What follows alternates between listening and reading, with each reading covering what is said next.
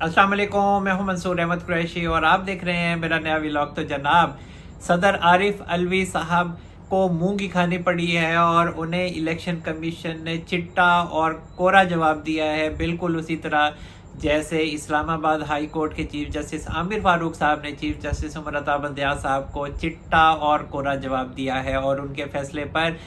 किसी सूरत भी अमल नहीं किया और अपनी की है उन्होंने, और उन्हें अपनी ही करनी चाहिए थी, क्योंकि जो इस्लामाबाद हाई कोर्ट है वो भी एक आज़ाद इदारा है। और जस्टिस जमाल खान मंदोखेल साहब ने भी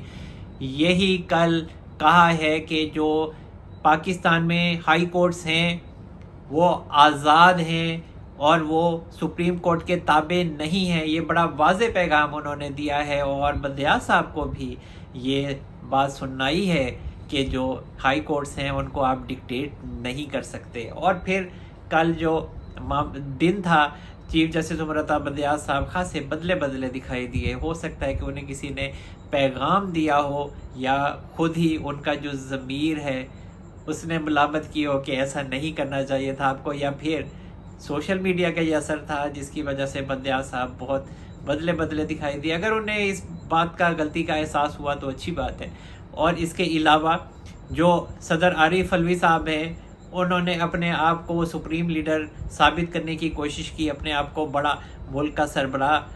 पेश करने की कोशिश की, लेकिन जिस तरह से उनके साथ हुई है और जिस तरह से उन्हें एम्बेरसमेंट का सामना करना पड़ा है वो भी अपनी मिसाल आप है। वैसे ये जो बड़े ओहदों पे लोग हैं जो पीटीआई से ताल्लुक़ रखते हैं उनके लिए इज़्ज़त शिज़्ज़त कोई माने नहीं रखती। ये एक हकीकत है और ये मुशाहिदे की बात है कि वो कहते हैं ठीक है, खैर है, अगर हो गया तो हो गया, कोई मसला नहीं, इज़्ज़त आने जाने वाली चीज़ होती है। तो जो सदर आरिफ अलवी साहब हैं उन्होंने इलेक्शन कमीशन को ख़त लिखा था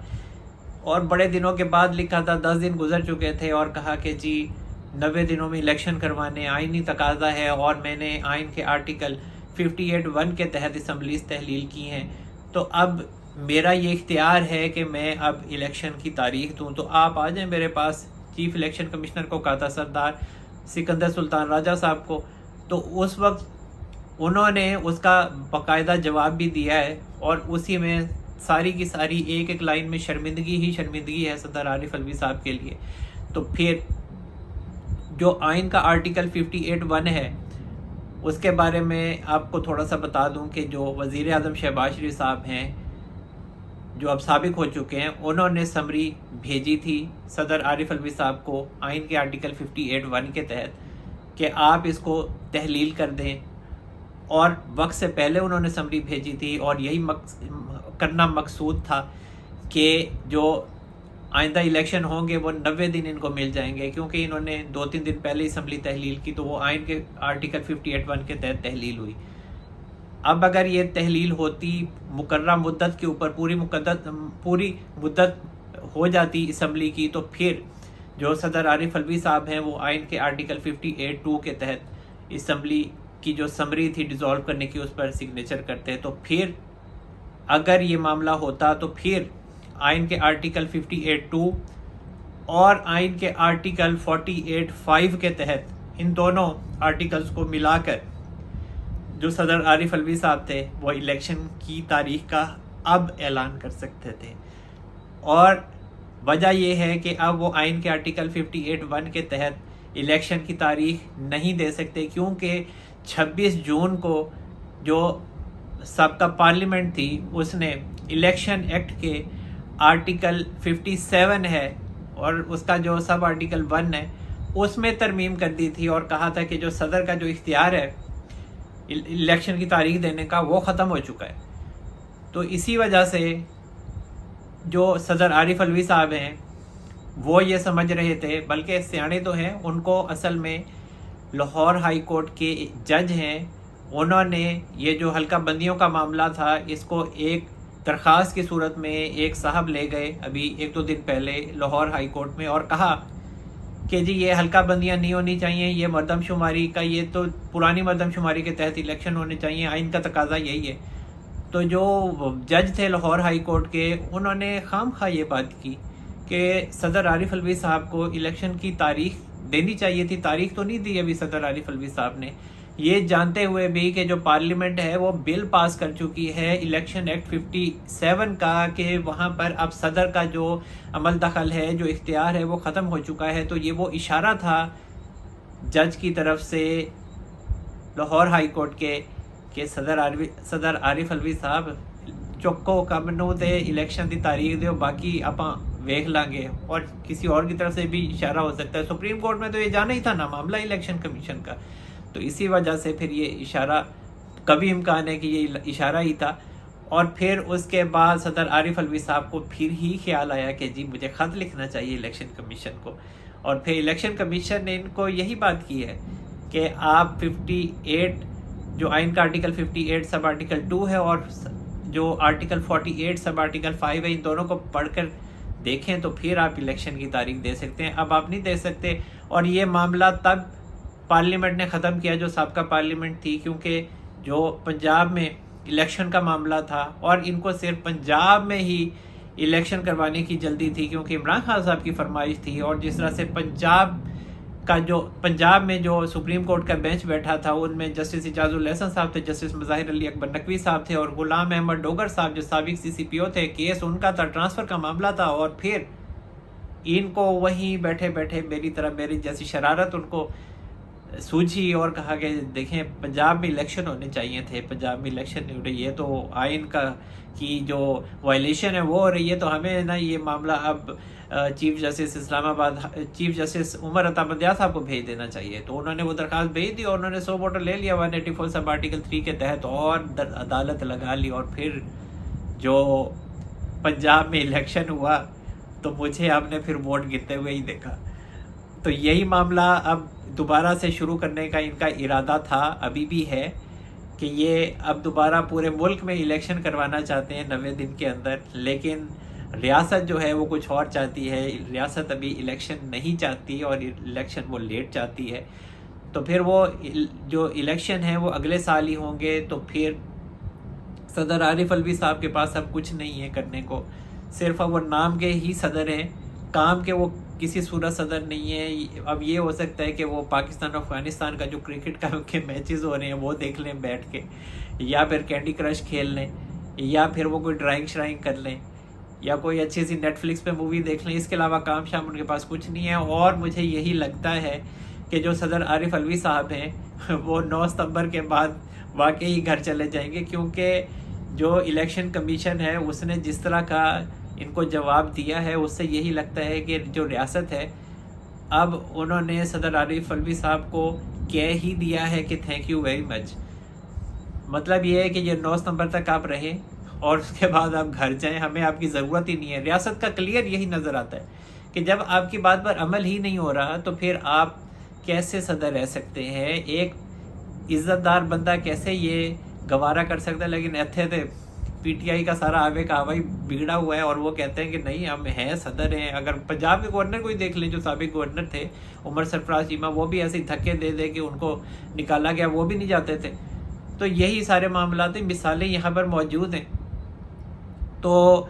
ریاست کا کلیئر کٹ مجھے یہی معاملہ لگتا ہے، ان کی یہ سوچ ہے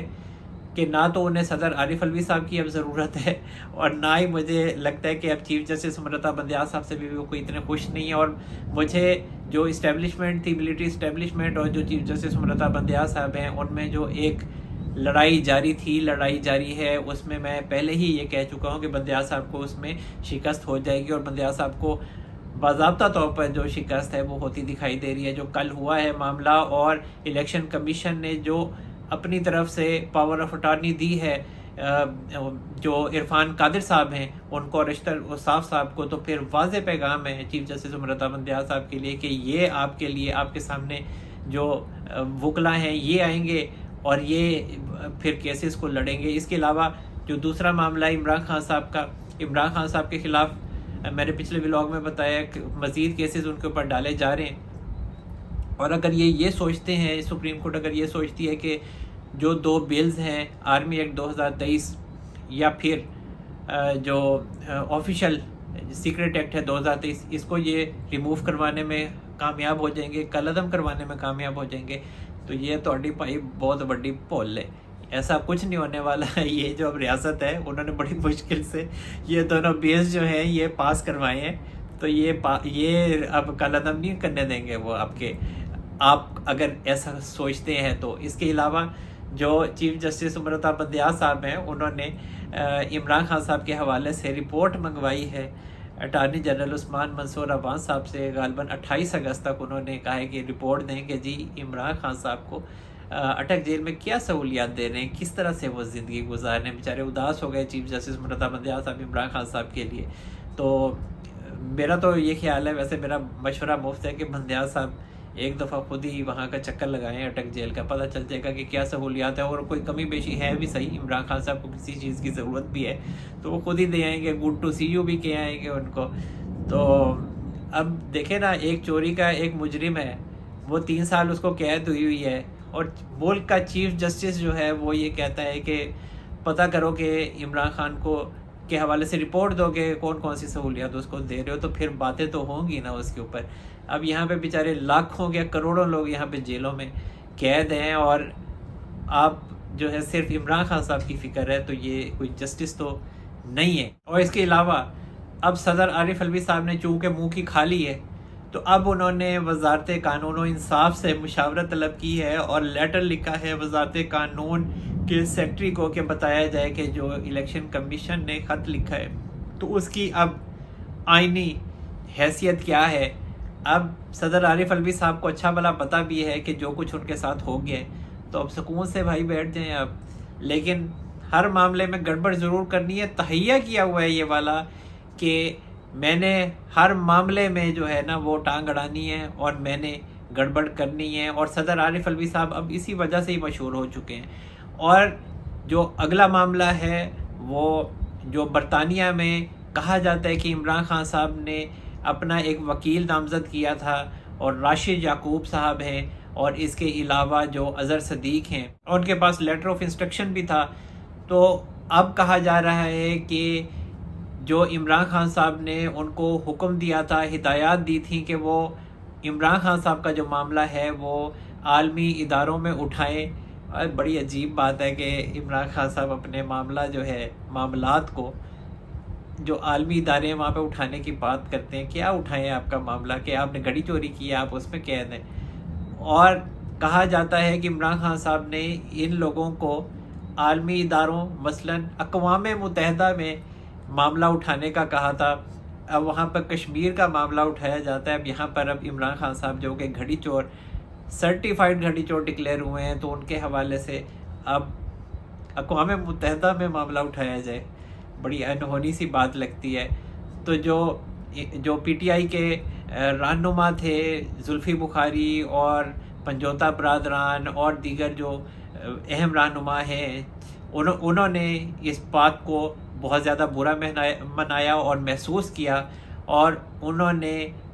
شاید عمران خان صاحب سے رابطہ کیا یا جس طرح سے بھی ہوا. بہرحال اب جو لندن میں یہ ساری جو کارروائی کی تیاری کی جا رہی تھی اس کو اب منسوخ کر دیا گیا ہے, اور اب کوئی معاملہ عمران خان صاحب کا عالمی اداروں میں نہیں اٹھایا جا رہا. تو یہ ایک نئی خبر ہے, اور سمجھ نہیں آتی کہ عمران خان صاحب کیا سوچ کے جو عالمی اداروں میں اپنا معاملہ اٹھانے کی بات کرتے ہیں, اور غلط پالیسیوں کی وجہ سے, غلط کاموں کی وجہ سے, غلط طریقوں کی وجہ سے, جس طرح کی وہ سیاست انہوں نے کی ہے, جو طرز سیاست انہوں نے اختیار کیا ہے, آج اسی وجہ سے عمران خان صاحب جیل میں ہیں. ورنہ جتنی پاور عمران خان صاحب کو اسٹیبلشمنٹ نے دی ہے, میرا نہیں خیال کہ پاکستان کے کسی بھی لیڈر کو اتنی پاور دی گئی ہے. تو جو معاملات ہیں اب پی ٹی آئی کے, آج وہ اسی وجہ سے ہی گڑبڑ ہیں کہ عمران خان صاحب کو کسی نے سمجھایا نہیں, یا پھر عمران خان صاحب کسی کی سمجھتے نہیں ہیں. اور جو ان کے ساتھی ہیں وہ تو یہی کہتے ہیں کہ ہم انہیں سمجھائیں بھی. پرویز خٹک صاحب کی بات کر لیں تو وہ یہی کہتے ہیں کہ عمران خان صاحب کی عادت کا آپ کو پتہ نہیں ہے کہ جب وہ ایک فیصلہ کر لیتے ہیں, اور اگر انہیں کہا جائے کہ آپ ایسا کر لیں تو وہ ناراض ہو جاتے ہیں, اور اسی وجہ سے پھر انہیں کوئی مشورہ دیتا نہیں, اور انہیں کی ہاں میں ہاں ملاتے رہتے ہیں. اور جو اسلام آباد ہائی کورٹ ہے اس کی اب عمران خان صاحب کی جو اپیلوں کی سماعت ہے وہ آج ہوگی دوبارہ سے، اور 11:30 بجے غالباً بلایا گیا ہے دوبارہ سے، اور عدالت لگے گی، اور جو امجد پرویز صاحب ہیں الیکشن کمیشن کے وکیل، وہ اپنے دلائل دیں گے۔ اور میرا نہیں خیال کہ آج بھی عمران خان صاحب کو ضمانت ملے توشہ خانہ کیس میں، یہ میری اسیسمنٹ ہے، آپ اختلاف بھی کر سکتے ہیں، ہو سکتا ہے کہ ان کی ضمانت ہو جائے، لیکن جمعے تک یہ بات لائی گئی ہے، تو اس سے تو یہی محسوس ہوتا ہے کہ عمران خان صاحب کو آج انہوں نے ضمانت نہیں دینی ہے، یہ اگلے 2-3 دن اور ٹپ جائیں گے، اگلے ہفتے پہ معاملے کو لے جائیں گے۔ تو جناب اب تک کے لیے اتنا ہی، اللہ تعالی ہم سب پر اپنا رحم و کرم فرمائے۔ منصور احمد قریشی کو اجازت دیجیے، اپنا بہت سارا خیال رکھیے گا، اللہ حافظ۔